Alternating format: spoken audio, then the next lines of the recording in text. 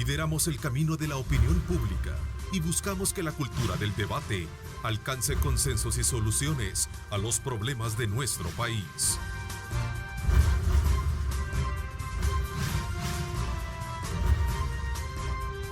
Diálogo con Ernesto López.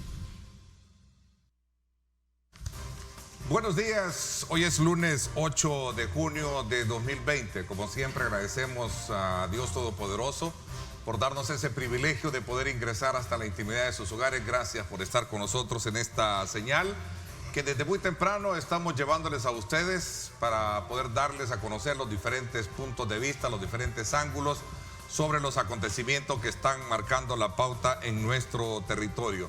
Sin duda alguna, un aspecto elemental es que, gracias a Dios, ya no tenemos las persistentes lluvias que han estado, sin duda alguna, afectando, impactando y dejando mucho luto, mucho dolor, familias damnificadas precisamente por el problema de las inundaciones.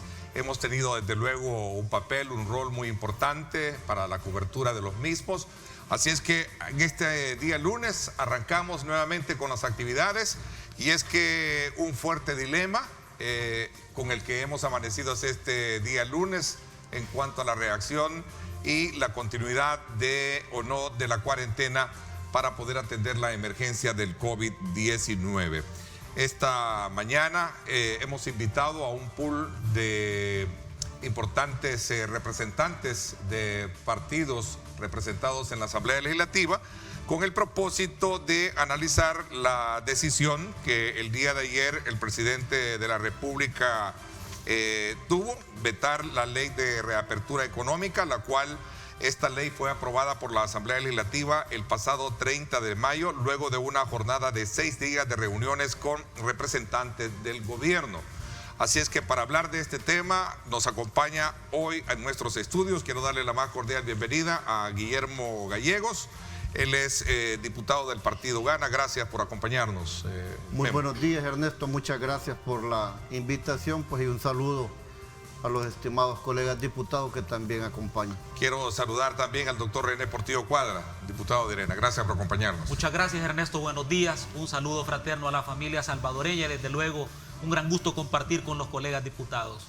Nuestro buen amigo, don Raúl Beltrán Bonilla, también del Partido de Concertación Nacional. Ernesto, bienvenido. Gracias, buenos días, doctor, licenciado Gallegos, un gusto. Gracias, amigos, por permitirnos hacer visita en sus hogares, listos y dispuestos para lo que usted mande. Okay. No, les agradezco muchísimo y sobre todo tratándose de esta situación, lo decía al principio del programa, es un fuerte dilema con el que amanecemos este día lunes, precisamente por la decisión del gobierno de vetar precisamente la ley que ustedes aprobaron y por otro lado también está la vigencia del decreto 29 que de acuerdo al Ejecutivo pues es la que se mantiene vigente. A ver, le doy la palabra a los tres, tómense el tiempo considerable de 1 minuto y medio para conocer sus puntos de vista con relación a esto que está pasando. Comienzo contigo, Guillermo. Bueno, muchas gracias. Es lamentable que el esfuerzo que realizamos durante 6 días, el último día, haya tenido pues un desenlace que no era el que esperábamos. Digo, no esperábamos como Partido Gana, el que esperaba el gobierno, y era en el sentido de poder establecer una cuarentena de carácter obligatorio de 15 días, entre otras cosas, prohibir el transporte público, era otra necesidad importante, así como establecer regulaciones para la salida de las personas de acuerdo al último dígito de su DUI. Esto llevó a que Gana no votara, incluso personalmente yo solicité al presidente que la vetara porque realmente era más que una ley que estableciera una cuarentena, era una ley que permitía abruptamente después de 8 días o 7 días aperturar la economía. Tema que yo quiero decir es importante, la reapertura económica. De hecho, hoy a las 9 de la mañana ya muchas empresas se han comprometido a presentarse a la invitación que ha hecho el gobierno para comenzar a hablar de esas fases. Entonces, a raíz de que prácticamente legalmente quedábamos sin ninguna herramienta, el presidente decidió emitir a través del Ministerio de Salud, mejor dicho, el ministro de Salud, el decreto ejecutivo 29, en el cual se establecen todas estas regulaciones que de alguna manera la Asamblea no hizo. De tal suerte que tú has visto, no sé, hoy que nos conducíamos al canal, yo he visto prácticamente las calles, la gente cumpliendo, no obstante haberse insinuado por parte de algunos malos empresarios que abrieran sus empresas, no ellos, sino insinuando o empujando a pequeños o medianos empresarios. Pero a Dios gracias, creo que la gente está muy consciente de esa situación. Nosotros estamos claros también y conscientes de la necesidad de la reapertura económica. La semana pasada en la Asamblea Legislativa hemos aprobado una reforma muy importante con uno de los bancos estatales. Hoy por la tarde en la Comisión de Hacienda esperamos aprobar un fideicomiso que va a ser muy, muy importante para poder inyectarle recursos económicos a la pequeña, mediana empresa. Pero todo esto debe de llevar una coordinación. ¿Y quién es el que establece esa coordinación? Es el ministro de Salud. Bajo él y en todas partes del mundo es el ministro de Salud el que establece esto. Bueno, Panamá, perdón, Neto, con esto termino.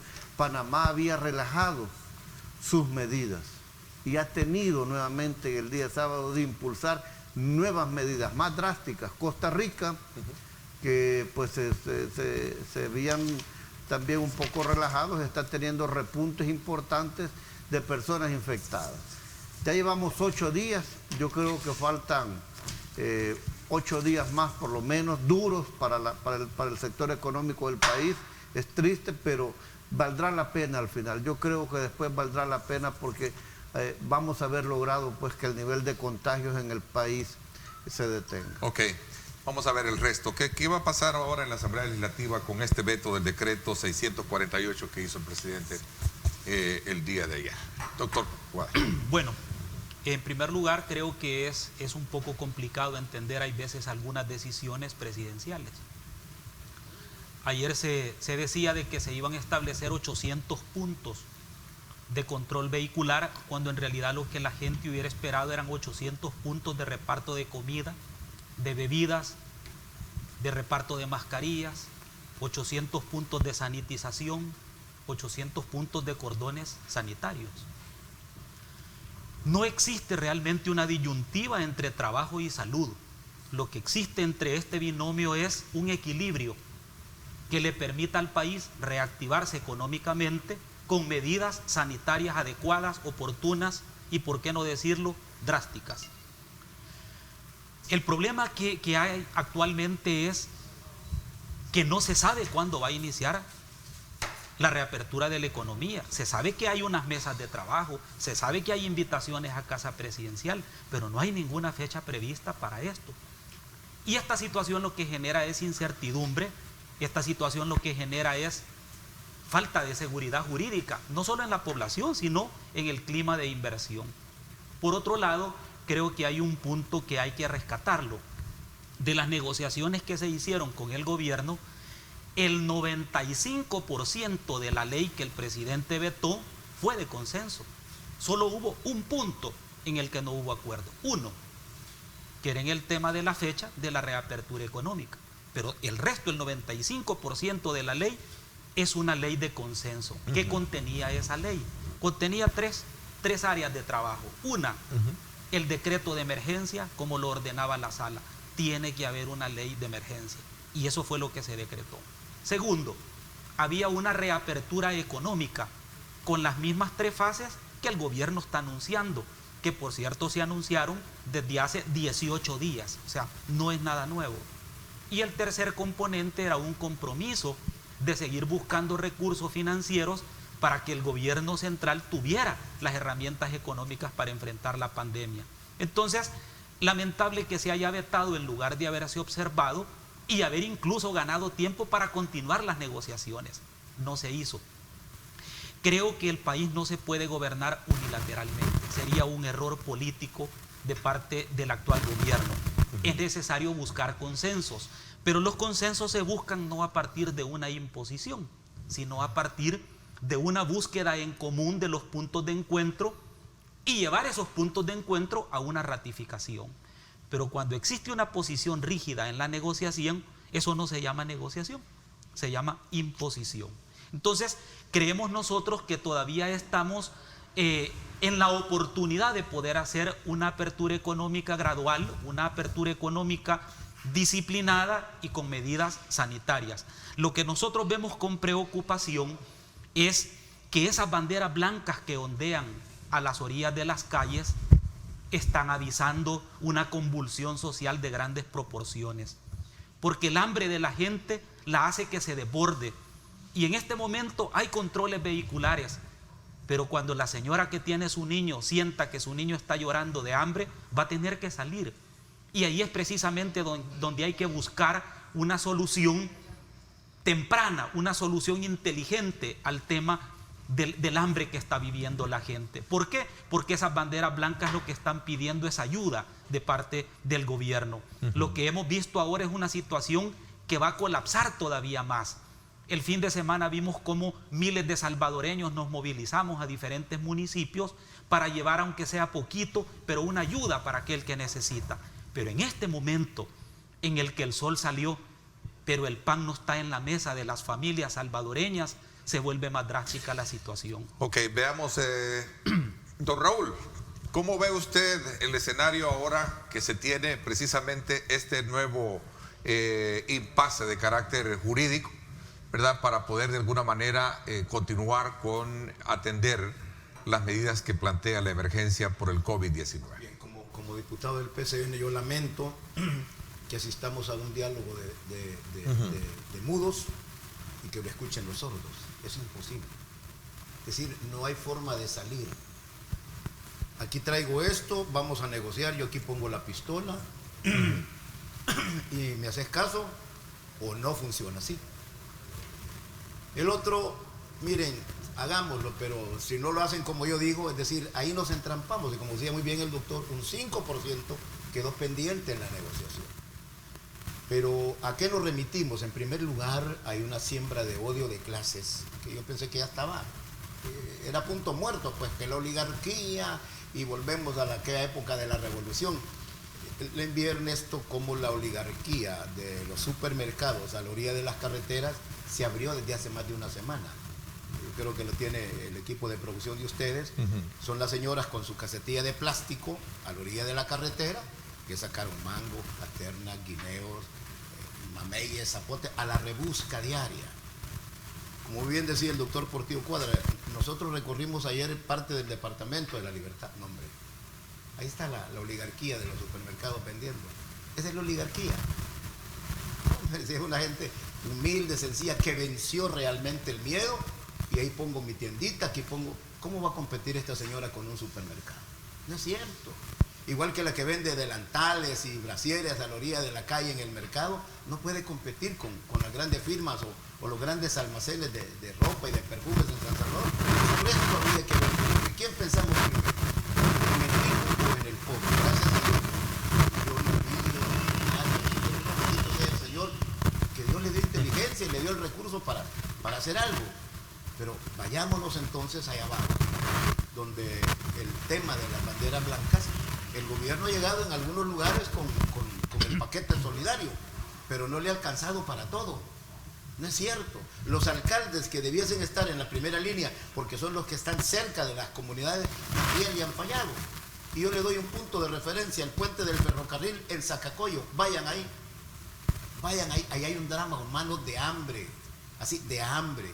Entonces, yo siempre lo dije cuando se aprobaron los 2.000 millones, miren, que sea con transparencia la información, perdí por 2 votos. Voy a hacer una pausa, le voy a ceder la palabra mientras hacemos unos ajustes.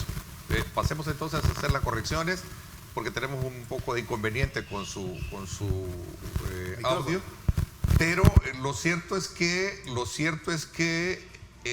detrás de todo esto está el dilema de cuándo abrir, cómo abrir, y más allá de, obviamente, la discusión de fondo que tiene que ver con el respeto de la normativa legal en el país, ¿cierto? Hoy sí me dicen que ya está Hay un listo. problema, y yo creo que los compañeros, el licenciado Gallegos y el doctor Portillo Cuadra lo entienden muy bien. Yo tengo derecho a salir con mi DUI que termina el número 3 y tengo que salir mañana. Y vengo del cantón de Limón, jurisdicción de Tacachico. Pero no tengo transporte y no tengo carro. Y entonces, ¿cómo vengo? Y me toca venir a dializarme al Hospital Rosales. Es decir, o vengo desde La Unión para una consulta de mis riñones y no tengo transporte. ¿Cómo me vengo? Es que todas esas cosas debiesen verse. Ok, mire, el bucero con el número 3 va a salir hoy, el bucero con el número 5 va... Es decir, pero es de entenderse. Yo no me explico y todavía no encuentro sentido de cómo es que hace un año la Asamblea Legislativa comenzó a ser foco de ataque del señor presidente. No me explico. Nosotros no somos enemigos del señor presidente. Ahí hemos votado por más de 70 decretos a favor del gobierno, en especial el PCN. Hemos levantado la mano y hemos puchado la pantalla electrónica por todo el dinero que el señor presidente ha pedido. Y aún por eso los troles que tienen ellos, somos ratas, malditos, desgraciados, ladrones, asaltantes, sinvergüenzas. Nosotros, y le digo, no es la forma en que nosotros trabajamos. Nosotros no hemos respondido una tan sola ofensa que viene dirigida a la Asamblea Legislativa. ¿Por qué? Porque creemos en el consenso. Si la preocupación del licenciado Gallegos son todos los salvadoreños, del doctor Portillo Cuadra son todos los salvadoreños ricos y pobres, los que viven en los barrancos, a la orilla de los ríos, porque este es un país altamente vulnerable, porque no hay territorio. Bueno, le cuento, hay una señora, y yo voy a verificar hoy en el CNR, que tiene un lotecito que se lo pasó llevando el río, ahí en Ateos, y llegaron ayer delegados, dice ella, del CNR cobrándole $200 por el lote. Y apenas logró salvar las chancletas la señora. Es decir, ¿cómo es posible que esos aspectos sociológicos nos estén hundiendo y nos estén llevando a una confrontación? Como decía muy bien el doctor, aquí va a haber un estallido social que se salve quien pueda, porque cuando el estómago pide, la cabeza no piensa. Vamos a ver, Memo.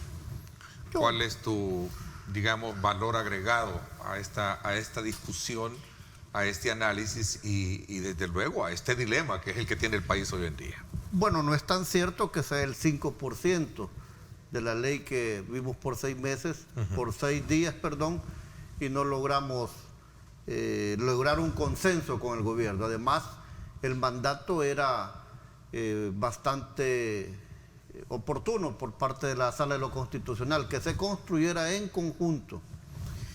Y aquí hay temas también que no es que sean tan ciertos, pues ese famoso estallido social de que la gente se va a lanzar a las calles, yo creo que en el fondo hay gente que lo desea, pero por dañar al gobierno. Los alcaldes juegan un papel importante, se les acaba de dar 116 millones de dólares. Arena tiene más de 150 alcaldías, el FMLN tiene otro tanto igual, gobiernan a nivel nacional con alcaldes y tienen dinero. Ellos deberían de estar velando en este momento porque estas personas, tal vez a las que no les ha podido llegar alimento por parte del gobierno, les pueda llegar. Pero aquí es de poner una situación entre la vida, yo lo veo de esa manera, entre la vida o empujar a la gente a que salga a la calle con el pretexto que la economía va a fracasar en el país. La gente es consciente, yo te lo puedo asegurar que la gente mejor dice, prefiero quedarme en la casa, comer poquito y no arriesgar la vida. Hoy temprano yo lo decía, ya hay 7 millones de personas en el mundo con el virus.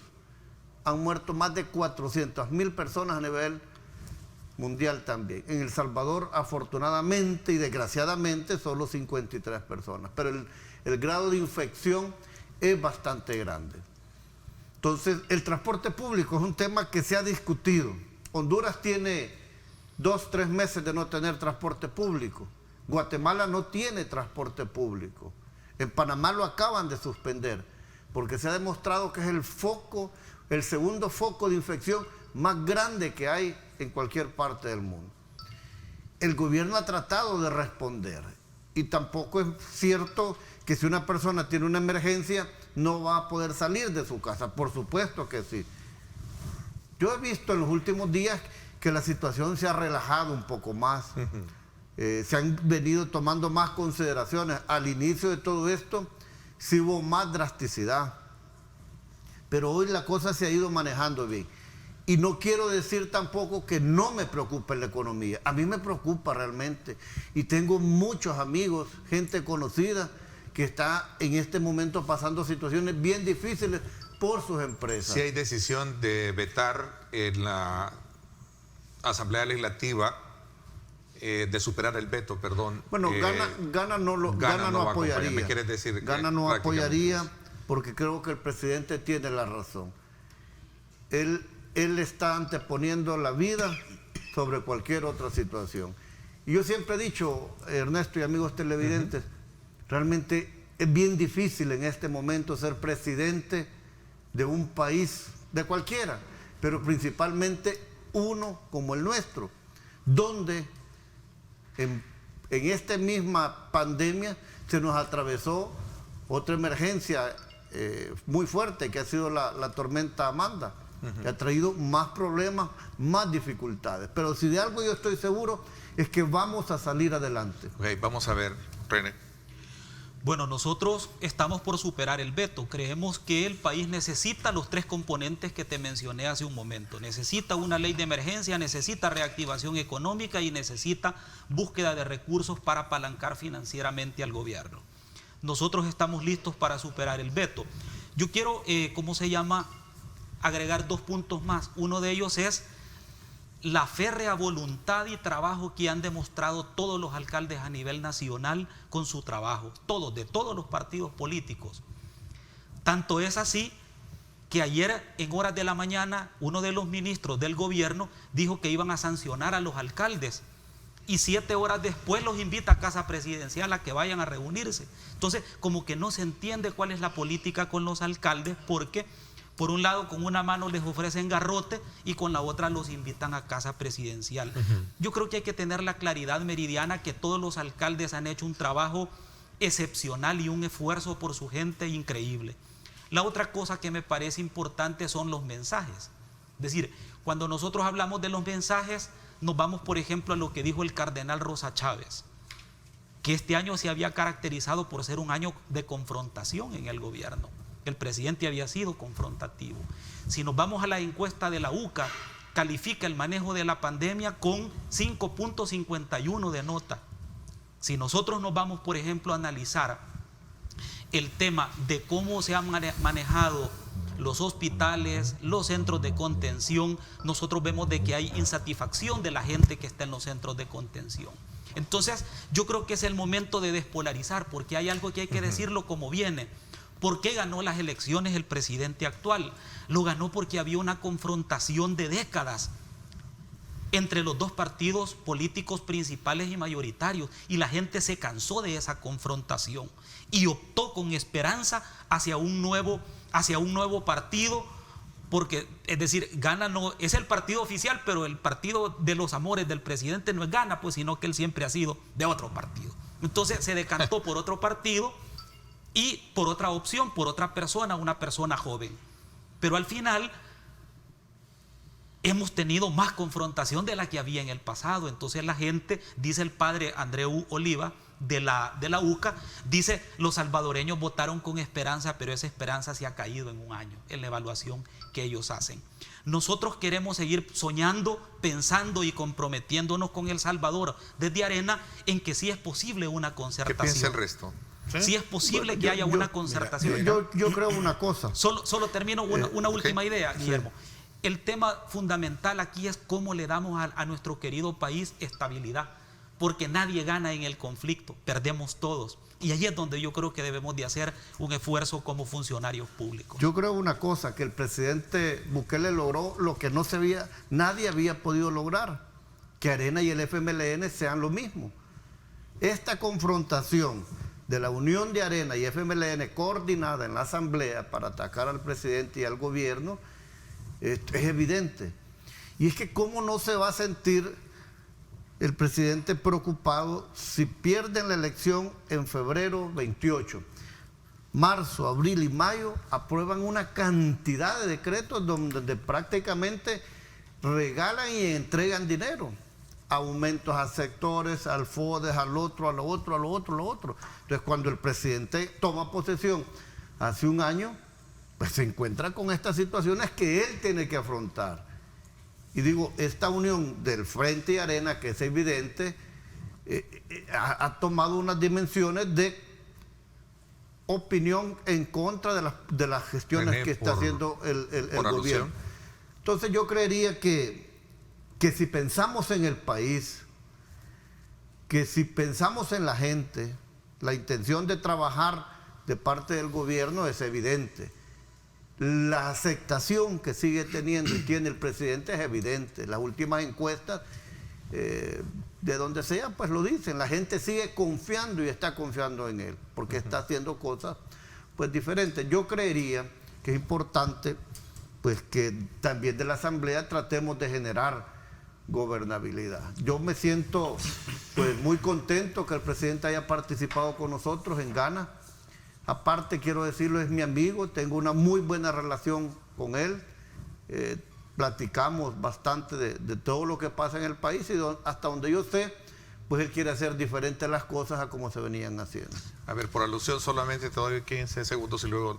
Sí, yo creo realmente... De esa matrimonio, claro, entre Arena y FMLN. Bueno, lo que pasa es que cuando conviene nos unen, cuando conviene nos separan. O sea, es cuestión de visión política y uno lo entiende. Hagámonos dos preguntas. De los más de 59 decretos que se han aprobado durante la pandemia, ¿en cuántos hemos votado juntos? En la mayoría. Y te lo decía Raúl Beltrán Bonilla hace un momento. Y hemos votado todos los partidos. Es más, hubo un decreto en el cual el FMLN acompañó al gobierno y nosotros no votamos. Así es. Hubo algunos decretos donde Ghana votó y nosotros votamos. Así es la democracia y así es el juego legislativo. Lo que pasa es que cuando uno analiza, digamos, ya opiniones imparciales, y lo voy a leer para no faltar a la verdad, dice el padre Andreu Oliva en la evaluación de un año del presidente, califica al gobierno como improvisación, invasión a otros órganos, violación a los derechos humanos, las pandillas siguen controlando los territorios y hay falta de transparencia en el manejo de recursos. Esto no lo dice Arena y el FMLN, lo dice una persona imparcial que hoy bien, al inicio del mandato, le endosó la confianza al presidente Bukele. Entonces yo creo que lo que tenemos que hacer es oír, pero oír con sabiduría y corregir aquello que sea corregible sin encerrarnos y ensimismarnos en nuestras ideas. Bueno, por ejemplo, el tema del decreto 606 de los 2.000 millones, votamos los 84. ¿Sí? Votamos todos. Y los 1.000 restantes también. Y le puedo jurar, y lo juro ante la faz de la nación, no ha habido una petición del señor presidente en materia de dinero que no se haya aprobado. Que no se le haya aprobado. Correcto. Lo juro por mi madre, ante la faz de la nación. Correcto. No es cierto. ¿Sabe qué es lo que ocurre? A mí me gusta mostrar papeles. ¿Por qué pensar que hay un obstáculo hacia la gestión del gobierno entonces? Porque políticamente... Porque es normal, Ernesto. Mire esto. Mire esto. Y para que le dé el acercamiento ahí al amigo. Mire esto y mire este vehículo. El rótulo donde dice diputados, hijos de no sé qué, no lo podemos mostrar a los amigos televidentes. Es el mismo vehículo donde llega esta persona a gritar una serie de improperios frente a la seguridad de la Asamblea y tranquilo, el mismo vehículo, la misma gente que llegó al colegio médico. Es decir, esto es un ataque sistemático, violento a la Asamblea. A mí que me digan lo que se les ocurra, yo no respondo agravio. En el tema del 606, el mismo día que se aprobó, peticioné, miren, que sea transparente la información de las 262 alcaldías, que no se le niegue nada a nadie, porque aquí se niega información de los dineros que vamos a pagar los salvadoreños. No me hicieron caso, por 2 votos perdí. A los 8 días peticioné que nadie aprobase en las alcaldías 1 centavo si no fuese con todas las firmas del Consejo Plural. Entre mejor nos fiscalicemos, el dinero está seguro, está garantizado. Y no estoy hablando de partido, miren lo que pasó. Uno de los tantos casos. Una señora alcaldesa, con todo respeto, politizando la ayuda. Hay otro aquí en La Libertad que le ha puesto hasta un calendario y todo. ¿Con los dineros de quién? De todos los ciudadanos. No se vale jugar así. No se puede. Entonces, volvemos al principio, señores. Sentémonos de manera civilizada, razonada, a dialogar. Nada perdemos. pero de corazón, sentémonos de corazón. Aquí vengo y se dé una parte vos, se dé otro poquito vos y le entramos porque, insisto, el drama del hambre viene. Yo vengo de recorrer y seguiré recorriendo mi departamento y le doy un nombre. Vaya, por ejemplo, San Juan Los Planes, aquí arriba del volcán. Ahí hay 2 albergues. Ayer estuve. No ha llegado un tan solo grano de maíz de la alcaldía de Santa Tecla para decir nombre y apellido. Tampoco ha llegado el paquete solidario del gobierno de la República. Entonces, ¿cómo está nuestra gente?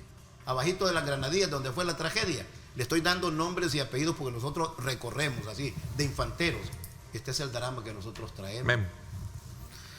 Bueno, yo creo que han habido votaciones de toda índole. Por ejemplo, PCN y Arena se unió para no desaforar al doctor Quijano cuando era evidente que había pruebas contundentes. Tan es así que hay gente que está siendo procesada. Entonces, yo más creería que hay gente dentro de los 2 partidos que realmente está comprometida. Yo con este tipo de insultos que dice don Raúl, yo no me doy por aludido, realmente a mí no me molesta eso. Yo creo que no son para mí. Y el que le quede el saco, pues que se lo ponga realmente. Que baile. Pues sí, así es, porque la gente sabe. La cuestión del padre Andreu, yo creo que pues es la opinión de él realmente, es la opinión de él, pero la opinión de la inmensa mayoría de salvadoreños es de apoyo y respaldo al presidente. Hasta el día domingo pasado, ayer 8 días, ratificamos los primeros 389 millones de dólares. Y Arena no quería. Carlos Reyes, diputado de Arena, jefe de fracción, dijo: esto no pasa porque no cumple la ley. Cuando yo le saqué en cara y le dije: Carlos y al FMLN, ustedes tienen la mayoría de alcaldes en el país, van 116 millones para ellos, terminaron votando, pero realmente no querían. Y ahí hay dinero que todavía ni se ha aprobado, ni se ha ratificado, no se ha ratificado para poderle entregar al presidente. El presidente ha venido trabajando con el presupuesto, con el presupuesto que aprobamos este año. Voy a hacer una pausa, le doy la palabra a don Raúl, que me la ha pedido, y también a René Portillo Cuadra. Me voy a la pausa, no sin antes invitarlos a ustedes para que nos acompañen hoy a las 6 de la tarde a sintonizar en directo con Ernesto López Radio. Vamos a hacer una evaluación del impacto que han tenido las lluvias en todo el sistema de distribución de agua potable. Estará con nosotros el presidente de ANDA, Frederick Benítez, con quien vamos a hacer un recuento de las acciones que ha tenido la autónoma frente a los estragos que han dejado las lluvias en los últimos días. Así es que es un tema muy importante también que vamos a analizar. No se lo pierda hoy a las 6 de la tarde en directo con Ernesto López Radio por 107.7 Fuego, y por supuesto también estamos en Facebook. Así es que no se lo vaya a perder. Vamos a la pausa y regresamos con más.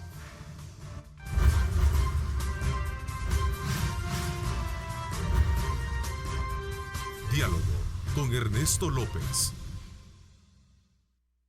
Estás viendo Diálogo con Ernesto López.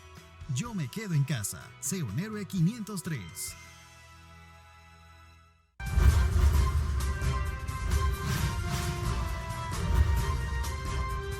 Diálogo con Ernesto López.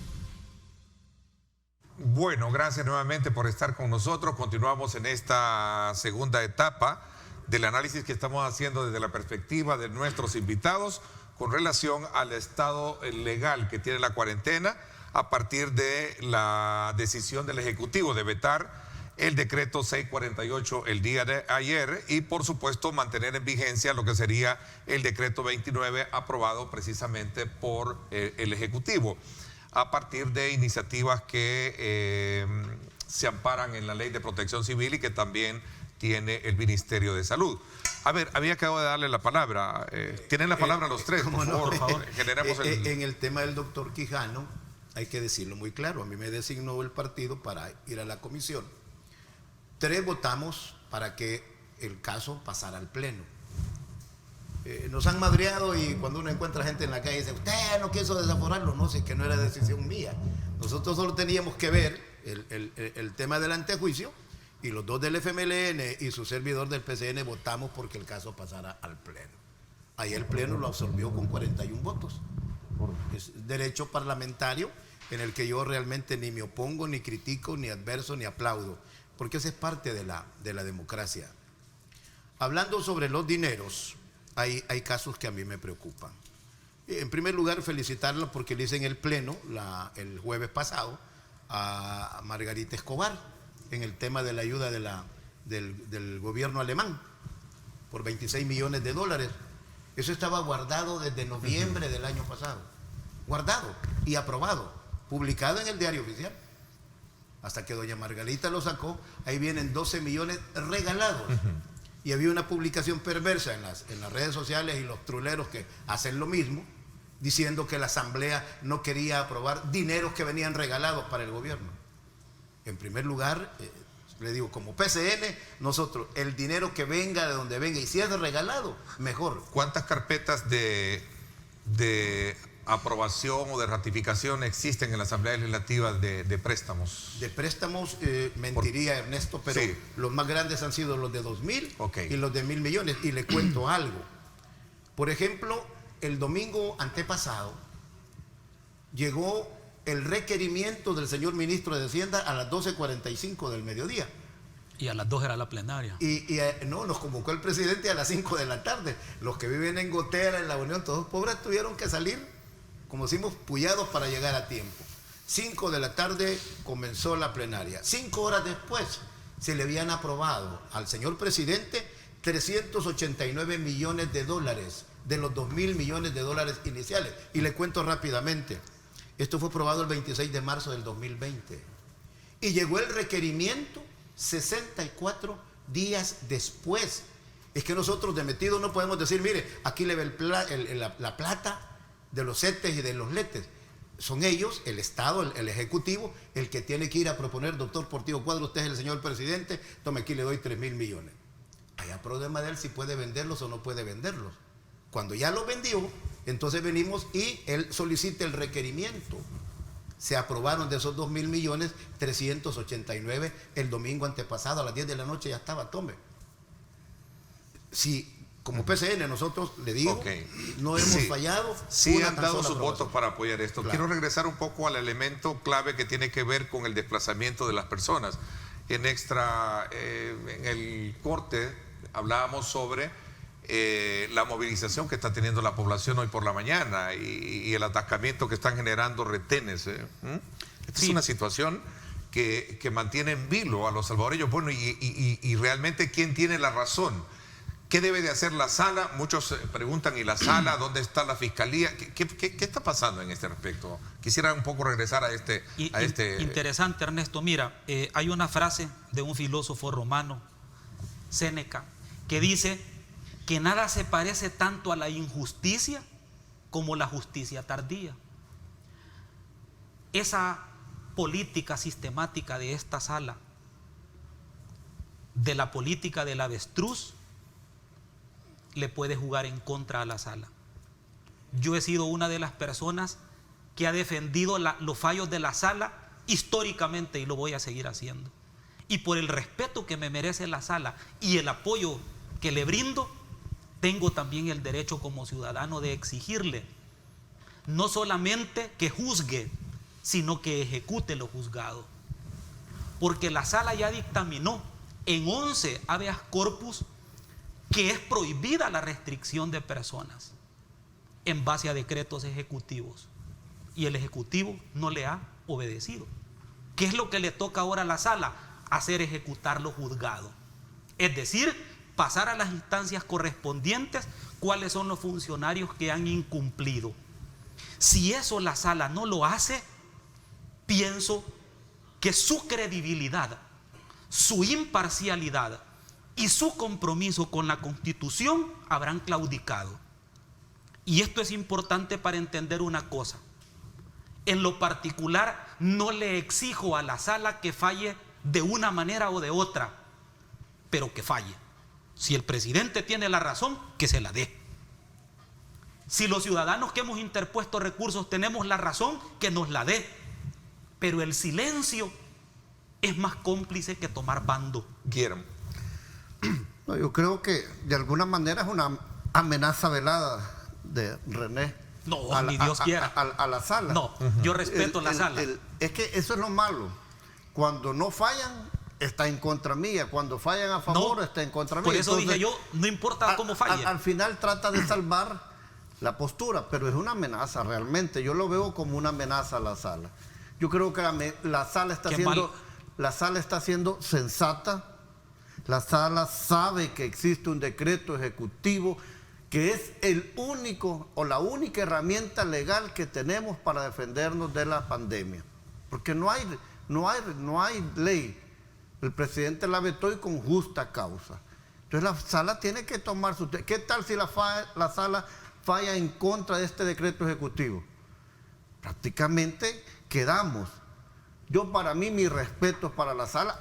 Ha tomado algunas decisiones. Yo he dicho, bueno, no estoy de acuerdo, pero debe de respetarse la sala. Totalmente de Yo acuerdo. en ningún momento la voy a amenazar, ni la voy a gestionar, ni la voy a sugestionar para que falle de alguna manera a mi favor. Entonces, yo creería que hay que dejar que las instituciones funcionen. Y en este momento, vaya, y si la sala fallara en contra del decreto ejecutivo 29, si ella mandató que nos pusiéramos de acuerdo con el gobierno y no lo hicimos, no es que sean puntos que no tengan relevancia, era la estructura medular de toda esa ley, de las 3 leyes que iban en una sola. Entonces, si falla la sala, ¿con qué nos quedaríamos en este momento? Cuando yo lo dije al inicio del programa, por ejemplo, Panamá está nuevamente restringiendo, Costa Rica está restringiendo, Guatemala es un caos, Honduras es un caos también, Nicaragua ya ni mejor ni hablemos porque ahí está la cosa bastante complicada. El Salvador, lejos de eso, pues está haciendo todo un esfuerzo. Pero yo digo, es aquí donde necesitamos el acompañamiento de todo mundo. Guillermo, solo una precisión. Es que si la sala llega a la idea que el presidente tiene la razón con el decreto 29, que se la dé, hombre. No pasa nada, que se la dé, pero que resuelva. El problema es ese silencio, la incertidumbre. No, pero la sala si la tiene, que la dé. La sala ha resuelto. No, También no ha resuelto. En algunos otros casos sí. No, pero declaró con medida cautelar en contra del Ejecutivo. Pero la sala sabe que debe tomarse su tiempo también. Pero ¿qué pasaría si en este momento declara inconstitucional, René? No, por eso digo, por eso te digo. Yo comparto contigo. Y los diputados no tomamos muy en serio lo que ellos dijeron, que trabajáramos en conjunto con el gobierno. Guillermo, yo estoy de acuerdo contigo. Yo estoy de acuerdo contigo. Pero si eso es así, si la sala llega al convencimiento que no puede haber un vacío, hombre, que lo diga y diga, mire, el decreto 29 es constitucional. Pero vacío no hay. El decreto es vigente ahorita. Uno de los temas, y no se ve. Decreto ejecutivo. Yo no sé si todavía los amigos aquí del canal tienen las imágenes de lo que está ocurriendo en la entrada al Gran San Salvador. Es un caos vehicular así. Caos, pero caos porque espectacular. mientras sostenemos esta discusión y estamos queriendo encontrarle respuesta allá afuera, y por eso me coloqué en el plano de la gente que nos está viendo, está con aquella incertidumbre de saber si salgo o no salgo, o si salgo porque tengo que salir, ¿no? Tiene hambre. Hay hechos, y como decía el doctor Portillo Cuadra, es que no puede haber una resolución de la sala después de que haya pasado el 15 de junio. Y entonces, ¿de qué sirvió? De nada, es la incertidumbre. Y la sala conoce perfectamente las peticiones, tanto del señor presidente como la posición de la asamblea, independientemente de lo que sea, que resuelva, o para bien o para mal, bien, no importa. pero tiene que hacerlo. Claro. No es decir, yo me quedo aquí en una posición cómoda, mediática, doy, no doy. Eso no es posible en materia de justicia. Ver una injusticia y no combatirla, decía don José Martí, es ser partícipe de ella. Y nosotros en el PCN, en ese caso, hemos estado llamando siempre. Miren, sentémonos, hombre, entrémosle de lleno. El problema es grave, tal como decía el diputado Gallegos.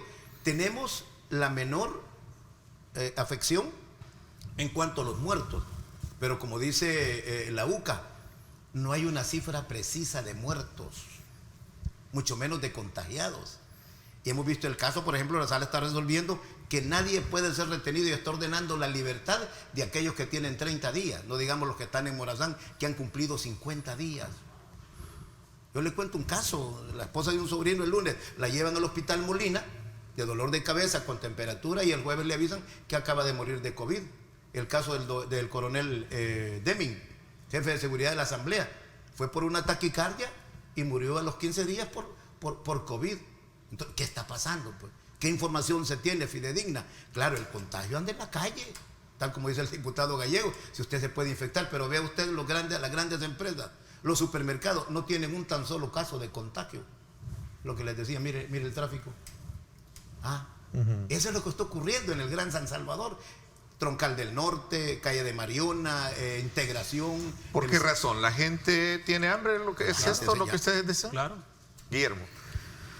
Bueno, la gente está conocedora y sabe de que hay un decreto ejecutivo vigente, el cual establece ciertas restricciones, y efectivamente el señor ministro dijo que iban a tomar medidas para un control vehicular ante el llamado de algunos malos empresarios empujando a pequeños y a medianos para que salieran este día.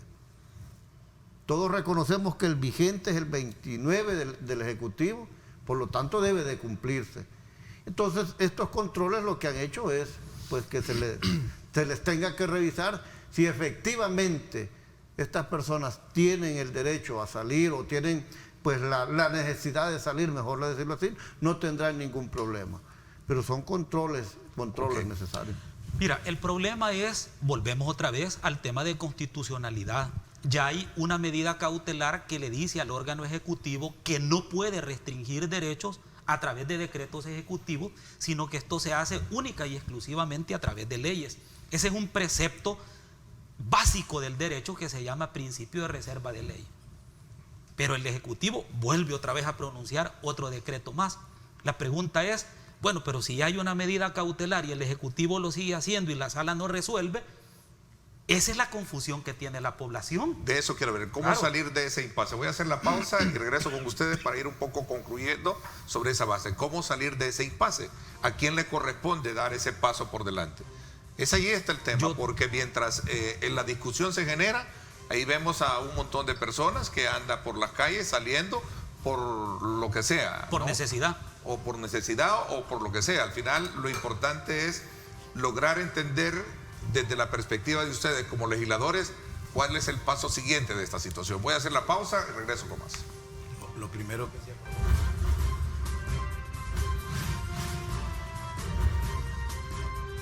Diálogo con Ernesto López. Estás viendo Diálogo con Ernesto López. Yo me quedo en casa. Sé un héroe 503.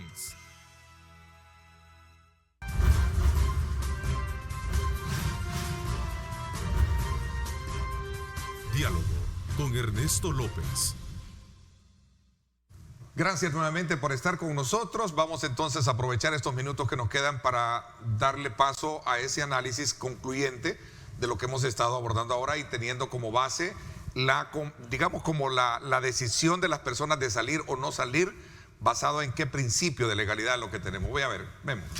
Bueno, yo le pediría a los salvadoreños que atiendan la cuarentena. Quedarán 8 días más, por lo menos, y ojalá que estos sean los últimos 8 días. Tenemos un decreto ejecutivo en este momento que es la herramienta legal, y sobre todo pues hacer una valoración de ustedes, de cada uno de sus familiares. Yo perfectamente entiendo la necesidad de poder reaperturar económicamente. Hoy a las 9 de la mañana se va a comenzar ya en Casa Presidencial todo un análisis en el cual van a participar empresarios medianos y pequeños, grandes también, para ir dándole paso a la reapertura económica. Todo, absolutamente todo lo podemos recuperar, todo. Lo que no vamos a poder recuperar nunca es una persona fallecida. Después todo lo podemos hacer y el gobierno, yo creo que gana, está comprometido. Hoy por la tarde, como les he dicho, esperamos aprobar una cantidad considerable en millones de dólares para que pueda servir para todos aquellos pequeños y medianos empresarios, a un 3% pagando la primera cuota en el 13º mes. Es decir, esto va a ser bastante importante que lo conozcan y esto lo va a llevar a cabo Bandesal. Ok, vamos a ver. Bueno, mira, yo me atrevería a hacer una propuesta. y es que si el gobierno quiere realmente utilizar los protocolos médicos con la propuesta de INCAE y de la ESEN, si quiere realmente abrir la economía y quiere que se implementen las medidas sanitarias, que le diga al pueblo salvadoreño concretamente y claramente cuándo va a abrir la economía. Porque ese ha sido el gran problema. Bueno, pero eso va a depender de la reunión hoy. Ese es el problema. En la que varias empresas le han dicho, aquí estamos listos para apoyarlo, pero ANET no va a estar presente ahí, René. Ese es el problema. Es que lo que pasa es que la lectura de la apertura no depende solo de un acuerdo entre las partes, sino entre la situación de vulnerabilidad que está viviendo la economía del país y obviamente la curva de la pandemia. Pero yo te quiero decir una cosa: si no se sincera el gobierno y dice con claridad cuándo va a abrir la economía, la gente va a estar así como está colapsado ahora el transporte. Solo te cito un punto. Si el presidente en este momento dijese, mire, vamos a hacer una cuarentena estricta de aquí al 15 de junio y el 15 de junio abrimos, yo te garantizo que la gente respeta. Pero lo que va a pasar, lo que la gente ha visto es que después te va a recetar otros 15 días más y después otro decreto con 15 días Llevamos más. 80 días de cuarentena. Bueno, esa incertidumbre es la que la gente no entiende. Okay. Entonces yo creo que el presidente tiene que ser claro, tiene que ser sincero y decir una fecha cierta, porque si no, la gente va a salir de manera desmedida como ahora. Okay. Bueno, este pueblo es un pueblo indómito. A la hora en que revienta el mecate, olvídese que lo va a detener porque el hambre aprieta, en primer lugar. Yo soy amigo de decir las cosas por su nombre y en este momento el señor presidente de la República debe dejarse ayudar. No tiene su gabinete toda la sabiduría, ni la Asamblea Legislativa toda la sabiduría. Hay una comprensión, hay una tolerancia, hay una aceptación y hay un sentimiento del ciudadano, independientemente de las banderas políticas. Lo importante es que encontremos una ruta de entendimiento. Yo le garantizo que así como venía el gobierno en enero, que el rumbo del país se veía bien, después con este trastocar de estas dos desgracias que nos ha pasado y esperamos que no se repita, vamos entonces a encontrar un camino de tolerancia que es necesaria. Ya nosotros como PCN lo hemos dicho, nosotros jamás hemos dejado de votar por las peticiones que el señor presidente ha hecho a la Asamblea Legislativa. Sin embargo nos madrean, pero como uno viene de la lomita, hay que nos digan lo que quieran. Lo importante es la gobernabilidad del país y el sentimiento por ser una nación diferente. Okay. Quiero agradecerle, no sé, Memo, ¿querías agregar un elemento? No, está bien. Yo creo que la fecha va a depender de cómo se vaya estableciendo el aplanamiento de la curva. Pero sí, yo coincido, creo que... La ANET no estará en esa comisión de la que tú mencionabas, ¿entiendes? Bueno, es que la ANET, yo creo que ha dejado de representar a todos los empresarios del país. Hoy con esto de Bandesal, la ANET, la dirigencia de la ANET estaba apoyando a un miembro agremiado, que era Avanza. El resto de agremiados le reclamaron, ¿por qué dirigencias están haciendo esto cuando van a dar la oportunidad a las demás gremiales? Entonces yo creo que ahí hay un problema de liderazgo bastante fuerte. Bueno, ¿qué piensan sobre ese punto? Nosotros lo apoyamos, nosotros votamos inmediatamente porque es para la micro, pequeña y mediana. No, el tema de que la ANET no esté presente en la... Mire, son decisiones del gobierno y ahí nosotros realmente no... Ok, vamos a ver, 10 segundos sobre ese punto. Los convenios internacionales de la OIT sobre tripartismo obligan a los países a que incluyan en las decisiones de productividad a las gremiales empresariales. No hacer eso es incumplir un convenio internacional. Ok, les agradezco a los tres el que me hayan acompañado a hacer una evaluación de la situación actual y especialmente jurídica desde el punto de vista de los decretos que están desde luego en el dilema hoy en día. Estamos hablando de este decreto 648 que aprobaron ustedes como Asamblea Legislativa y que vetó el presidente de la República, y la vigencia desde la perspectiva del Ejecutivo, como es el decreto 29. Así es que vamos a seguir a la espera de qué es lo que se genere hoy en Casa Presidencial a partir de la reunión en la que se va a reunir, en la que van a estar presentes sectores económicos de la empresa privada, ¿verdad? Para poder de alguna manera ir buscando un mecanismo de calendarizar la apertura económica de forma gradual. Gracias, Guillermo, te agradezco muchísimo. Muchas gracias. Gracias también, Raúl Beltrán Bonilla, y también doctor Portillo Cuadra. Gracias por estar siempre dispuestos de venir a debatir de forma con mucha altura política, y los felicito porque pueden marcar las diferencias cada uno de ustedes, pero saben respetarse y atacar directamente las ideas y no como personas. Gracias. Gracias. Les agradezco. ¿Cuál es el impacto que está teniendo toda esta situación en la economía del país? Cuando regresemos, vienen dos investigadores del área económica de FUSADES a contarnos cómo está la economía salvadoreña. Eso en cuestión de minutos. Nos vamos a la pausa y regresamos con más.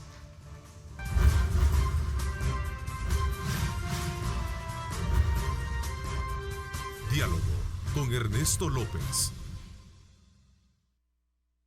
Estás viendo Diálogo con Ernesto López. Yo me quedo en casa. Sé un héroe 503.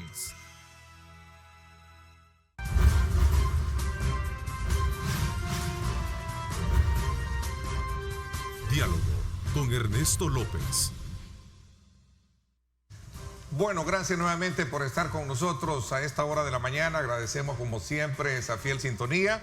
Vamos a esta segunda parte del programa a conocer el más reciente informe económico que dio a conocer FUSADES y que hace énfasis precisamente para investigar y dar a conocer cuál es el estado actual del empleo, así como también del tema de deuda como país. Para hablar del tema quiero darle la más cordial bienvenida vía Skype a el doctor Pedro Argumedo y también a Carolina Alas de Franco, ambos investigadores económicos de FUSADES. Bienvenidos, gusto de saludarlos, Pedro.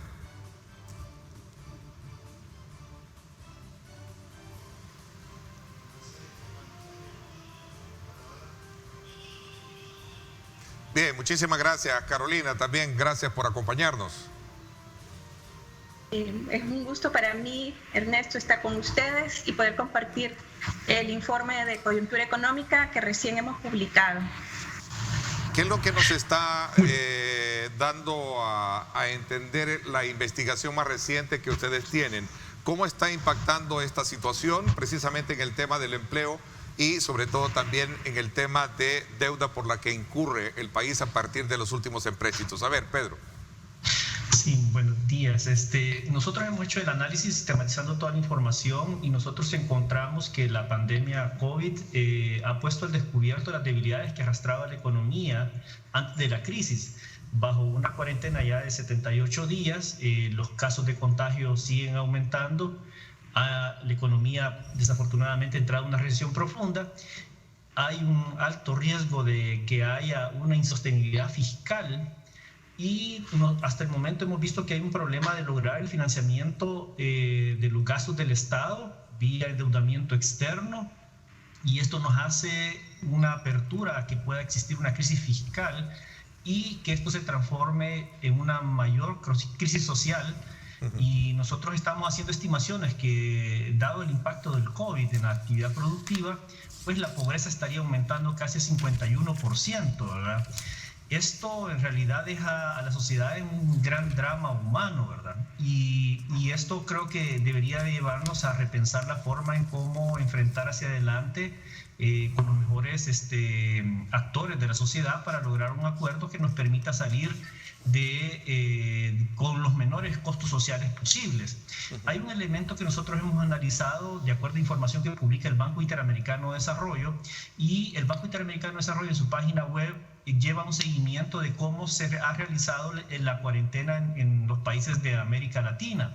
Debemos de destacar que El Salvador y los salvadoreños en particular, cada uno ha acatado de manera ejemplar la cuarentena, ya que ocupamos el primer lugar en América Latina en caída del tráfico vehicular. Y esta medida del tráfico vehicular se mide en la semana actual, la semana que recién pasó, con respecto a la semana previa que la OMS declarara pandemia mundial. También los datos de movilidad de las personas han disminuido fuertemente. Nosotros estamos en los primeros lugares de países que más han reducido la movilidad en América Latina, lo cual nos ilustra que los salvadoreños, pues con el temor del COVID, todos hemos ido cumpliendo el lema y haciéndolo quédate en casa, ¿verdad? Para evitar el contagio de uno y de sus familiares. Entonces, aquí hay un tema importante de que los salvadoreños se han quedado en casa, pero los contagios han seguido. Entonces, eso nos debe llevar a preguntarnos dónde podrían estar las fallas donde crecen los brotes, ¿verdad? Probablemente está el tema de que si uno va sumando ciertos hechos, como por ejemplo los centros de cuarentena y luego la salida de las personas de los centros de cuarentena sin un debido registro de enfermedades, luego está el tema de los autobuses, luego está todas las personas que han apoyado de manera estratégica y fundamental para que los salvadoreños nos cuidemos, como han sido los miembros del sistema de salud, todos los doctores, enfermeras, los que llevan el transporte de cada uno de ellos, así como los miembros de la policía y del ejército que han apoyado en brindar el cumplimiento de las normas. Ellos han sido los más afectados y naturalmente también esto se vuelve como un mecanismo de contagio. Entonces habría que pensar bien y preguntarnos dónde surgen los brotes para poderlos contener, pero no castigar a todos, ¿verdad? Porque todos los hemos ido cumpliendo y esto requiere un seguimiento más ordenado de las pruebas y la identificación de los transmisores y la contención de esos brotes. El país aguanta una cuarentena más de 15 días en términos digo el país en términos económicos, ¿no? ¿Qué piensan ustedes? ¿O qué más o menos logran sondear a partir de estos indicadores que nos están mostrando Pedro y Carolina? Bueno, a mayo lo que tenemos es que las ventas han caído, de acuerdo a nuestros indicadores, en 86.3, es decir, las ventas han sido muy importantes su contracción. Es decir, otros indicadores que nosotros vemos es la confianza del consumidor, ¿verdad? También se ha contraído a menos 22%. Y la confianza empresarial en 54%. Entonces nosotros tenemos, una fuerte contracción y adicionalmente hemos visto que también el clima de inversión se ha deteriorado a niveles nunca vistos atrás. Entonces ya tenemos una contracción fuerte. Esa contracción se ha manifestado en, por ejemplo, un aumento del desempleo, por ejemplo, el desempleo formal a través del ICE. Hemos hecho simulaciones econométricas y nos dan una contracción de 65,000 personas que han perdido el empleo formal y 161,000 personas que han perdido el empleo informal. La pobreza ha pasado de 30.9% a 51%, es decir, que 1.36 millones de salvadoreños han ingresado a la pobreza. Y de eso hay que tener en cuenta de que la pobreza extrema, es decir, aquellos salvadoreños que no alcanzan a alimentarse, que eran 7.3% anteriormente, ahora pasará a 19.3%. Okay. Es decir, más de 782,000 salvadoreños van hacia la pobreza extrema y esto nos ilustra ya el golpe fuerte que la OMS establece de las cuarentenas, ¿verdad? Que hacen el distanciamiento social, sí, pero provocan grandes costos económicos y sociales. Pero recordemos que las cuarentenas no curan las enfermedades. Carolina, en ese mismo énfasis de la diapositiva que tenemos, no sé si logran ustedes tener ese monitor ahí para monitorearla para poder dar también su punto de vista, Carolina. Sí, obviamente lo que nosotros estamos viendo es que se avecina una crisis social y una crisis económica. Y recordemos que hemos tenido paralizada la economía y en aislamiento domiciliar ya 80 días y obviamente va a ser más que eso, una de las cuarentenas más largas. Todo eso crea un fuerte impacto en la economía y por ende en los empleos y por ende en la pobreza. Vemos en esta gráfica que vamos a retroceder a niveles que teníamos en 1996-97. Eso es gravísimo. Y recordemos que la reactivación de la economía ya no es por decreto. Usted puede aislar y establecer una cuarentena por decreto, pero la reactivación esa no es por decreto ni que usted va a prender y encender la luz. Entonces aquí se tiene que ver que se necesita una reapertura ordenada y pronto, porque si no lo que vamos a tener es un drama humano que nadie lo quiere. Y precisamente por eso es que estamos viendo que la gente está saliendo, porque la gente ya tiene hambre. Y aquí déjeme decirle que precisamente la mayor parte de los fondos han sido en esa distribución de las transferencias monetarias y los paquetes alimenticios que han sido necesarios, pero no ha llegado a toda la gente que la necesita, por un lado. Entonces ha habido fuertes fallas de exclusión y de inclusión, personas que no la han necesitado, la han recibido, y otras que no. Pero por otro lado, además del mecanismo en el cual se está distribuyendo y además los fondos que se están invirtiendo, lo que nos dice esto es que el gobierno no puede sustituir lo que es el empleo formal o informal. No puede mantener a toda esta gente que necesita trabajar para poder sostenerse. Si no, ya no hubieran banderas. Si esta ayuda hubiera servido y pudiera ser sostenible, y además los fondos ya no le permiten. Entonces es tiempo ya de pensar qué es lo que está ocurriendo para que no podamos abrir. Estamos teniendo una de las cuarentenas más largas, y supuestamente esta cuarentena no es para tenernos hasta que se elimine el virus, hasta que ya no haya peligro de contaminación, sino que es para prepararse en las pruebas, porque usted tiene, para la reapertura tiene que tener muchas pruebas, tiene que tener capacidad de aislar al paciente y de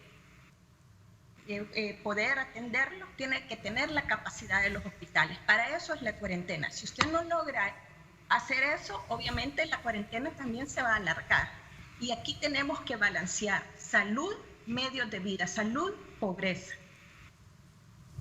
Ok, voy a hacer una pausa comercial. Cuando regresemos, continuamos conociendo otros indicadores que nos muestra este informe de ustedes, que me gustaría también combinarlo con algunas interrogantes que están planteando nuestros televidentes. Por ejemplo, ellos sostienen cuánto va a costar para el país recuperarnos y lograr establecer parámetros de crecimiento como los que veníamos teniendo, donde, si bien es cierto, dice un televidente, no eran tan halagadores, pero por lo menos no eran tan preocupantes como se ve ahora a partir de los datos que ustedes están planteando. Me parece que es muy interesante ese, y por eso escogí, porque nos coloca también para saber, bueno, si vamos en esta lógica de saber que negativamente nos está impactando, ¿cómo vamos a salir de esta situación? Voy a hacer la pausa, y cuando regresemos continuamos con nuestros invitados vía Sky. Nosotros estamos también, desde luego, invitándoles a ustedes a que participen a través de nuestra cuenta. Estamos en Facebook también para que ustedes participen,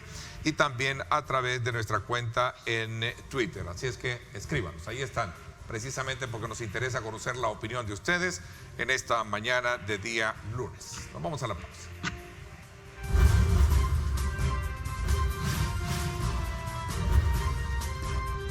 Diálogo con Ernesto López.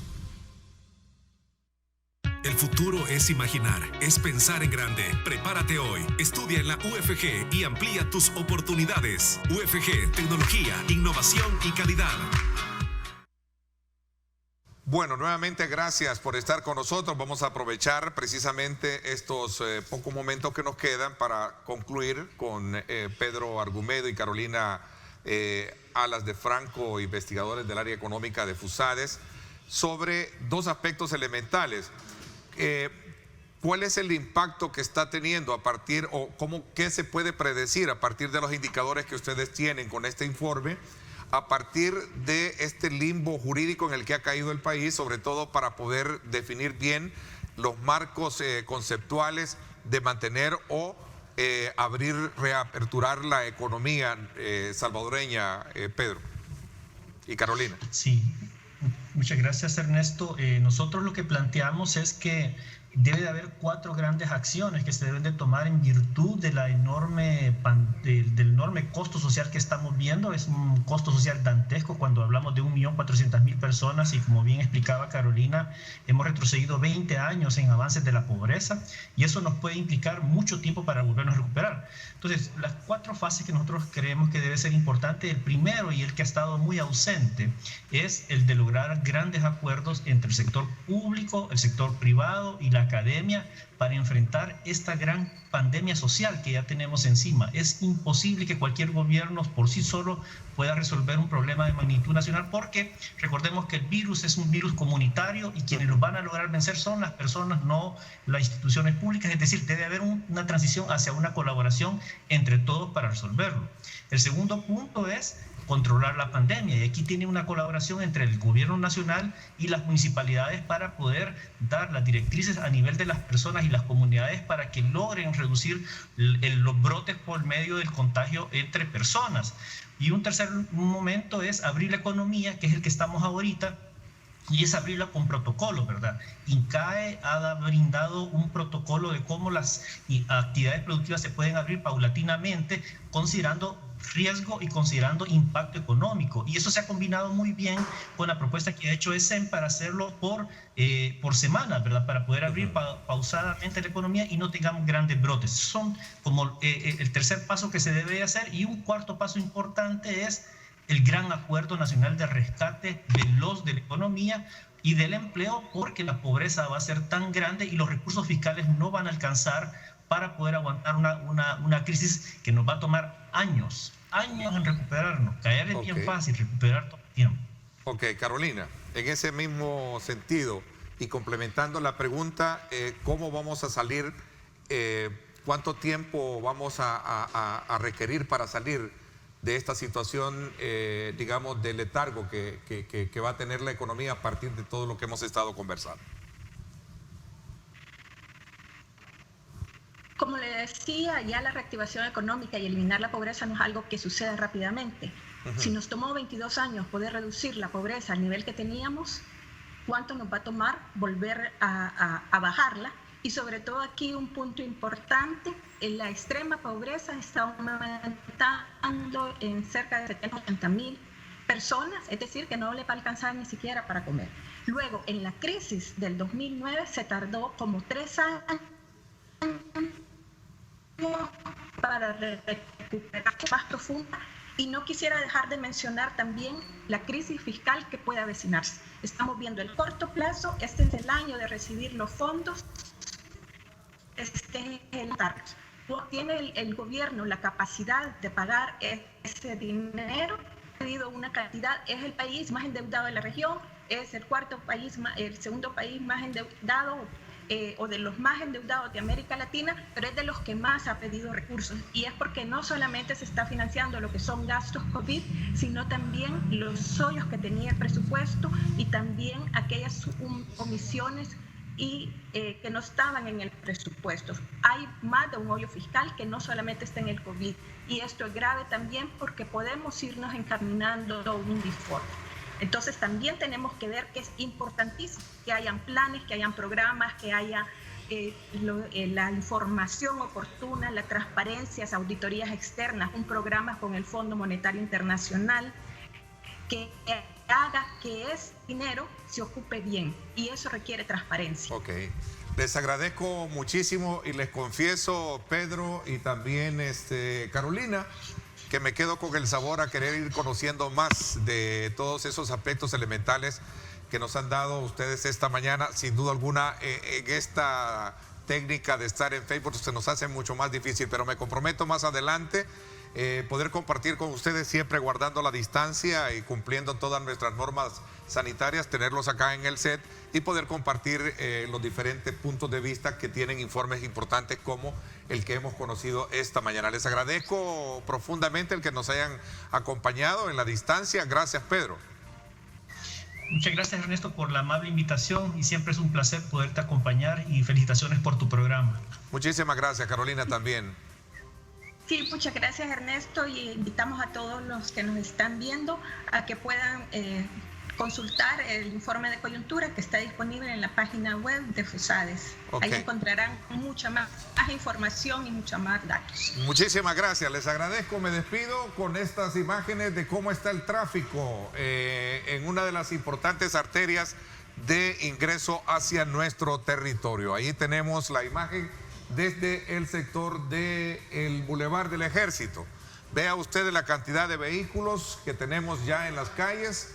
Esto es producto precisamente de lo que conversábamos al inicio con nuestros panelistas, diputados, ¿verdad?, sobre la necesidad de salir a las calles por trabajo, por necesidad de alimentos, etcétera, etcétera. Bueno, vamos a esperar cuál es la posición y la postura que se va a ir generando en torno a esta situación. Mientras tanto, nosotros le llamamos a usted, tome la precaución pertinente. Gracias, les agradecemos de corazón ese apoyo, ese respaldo que siempre tiene, el estar en sintonía de Grupo Megavisión. Gracias, pásenla bien y como siempre recuerden lo más importante, amar a Dios sobre todas las cosas. Lideramos el camino de la opinión pública y buscamos que la cultura del debate alcance consensos y soluciones a los problemas de nuestro país.